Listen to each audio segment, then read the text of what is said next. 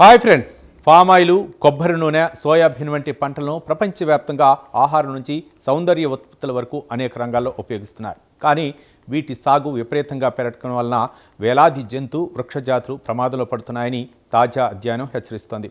అసలు ఈ పంటలు ప్రకృతిపై ఎంత ప్రభావం చూపుతున్నాయో ఇప్పుడు తెలుసుకుందాం.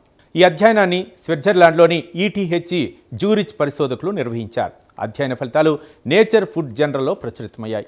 ప్రపంచవ్యాప్తంగా నూనె పంటల సాగు, వాణిజ్యం, భూమి వినియోగం సంబంధించిన డేటాను విశ్లేషించి జీవ వైవిధ్యంపై వాటి ప్రభావాన్ని అంచనా వేశారు. పరిశోధకులు మొత్తం 19 రకాల నూనె పంటలను పరిశీలించారు. వీటిలో ముఖ్యంగా పామాయిల్, సోయాబీన్, కొబ్బరి పంటలే జీవ వైవిధ్య నష్టంలో సుమారు 75% వాటా కలిగి ఉన్నాయని గుర్తించారు. ఈ పంటల సాగు కోసం పెద్ద ఎత్తున భూమిని వినియోగించాల్సి వస్తుంది. ముఖ్యంగా ఉష్ణమండలాల అడవుల్లో కొత్త వ్యవసాయ భూములు సృష్టించేందుకు అడవులను నరికివేయటం జరుగుతుంది. దీంతో అనేక జంతువులు, పక్షులు, మొక్కల సహజ నివాసాలు నశిస్తున్నాయి. ఈ అధ్యయనం ప్రకారం 1995 నుంచి 2020 మధ్య నూనె పంటల కారణంగా ఏర్పడిన జీవ వైవిధ్య నష్టం సుమారు 80% పెరిగింది. ప్రపంచవ్యాప్తంగా జనాభా పెరగటం కంటే మనుషుల వినియోగం విపరీతంగా పెరిగిపోవటమే దీనికి అసలు కారణమని పరిశోధకులు స్పష్టం చేస్తున్నారు.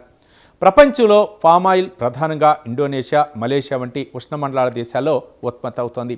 సోయాబీన్ ఎక్కువగా బ్రెజిల్, అర్జెంటీనా వంటి దేశాల్లో పండిస్తున్నారు. అయితే వీటి వినియోగం మాత్రం ఎక్కువగా యూరోపియన్ యూనియన్ దేశాలు, చైనా, అమెరికా వంటి ప్రాంతాల్లో జరుగుతుంది. ఉదాహరణకు యూరోపియన్ యూనియన్ పెద్ద ఎత్తున పామాయిల్ను దిగుమతి చేసుకుంటుండగా చైనా సోయాబీన్ను ప్రధానంగా పశువుల దాణా కోసం ఉపయోగిస్తుంది. అంటే జీవ వైవిధ్య నష్టం ఒక దేశంలో జరుగుతుంటే దానికి కారణమైన వినియోగం మరో దేశంలో ఉండటం గమనార్హం. అంటే ఒక దేశంలో జరుగుతున్న వినియోగం వేల కిలోమీటర్ల దూరంలో ఉన్న అడవులు, పర్యావరణ వ్యవస్థలపై ప్రభావం చూపుతుంది. అధ్యయనం ప్రకారం నూనె పంటల వల్ల కలిగే ప్రభావాల్లో సగానికి పైగా ఇతర దేశాల వినియోగంతో ముడిపడి ఉన్నాయి. చూశారుగా, పామాయిల్, కొబ్బరి, సోయాబీన్ వంటి పంటలు మన రోజువారీ జీవితంలో భాగమైనప్పటికీ వాటికి పెరుగుతున్న డిమాండ్ జీవ వైవిధ్యంపై తీవ్ర ప్రభావం చూపుతుంది. ఈ అధ్యయనం తెలియజేస్తుంది. ఇక పర్యావరణానికి అనుకూలమైన వ్యవసాయ పద్ధతులు, అడవుల సంరక్షణ, బాధ్యతాయుత వినియోగం ద్వారానే ఈ సమస్యను కొంతవరకు తగ్గించవచ్చునని పరిశోధకులు చెబుతున్నారు. ఈ ప్రత్యేక కథనంపై మీ అభిప్రాయాలను కామెంట్ ద్వారా తెలపండి. ఇలాంటి కథనాల కోసం వీడియోను లైక్ చేసి ఛానల్ను సబ్స్క్రైబ్ చేయండి. Thank you.